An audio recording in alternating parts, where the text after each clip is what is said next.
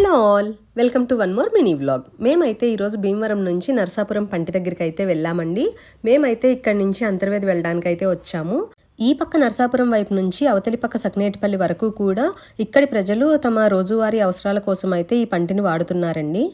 ఈ ఒడ్డు మీద నుంచి అవతలి పక్క సకినేటిపల్లి ఒడ్డు వరకు కూడా మనకి 400 మీటర్స్ డిస్టెన్స్ ఉంటుందండి. అలాగే మనల్ని ఈ పంటి మీద నుంచి 5 మినిట్స్లో అయితే మనల్ని అవతలి పక్కకి చేరుస్తారు.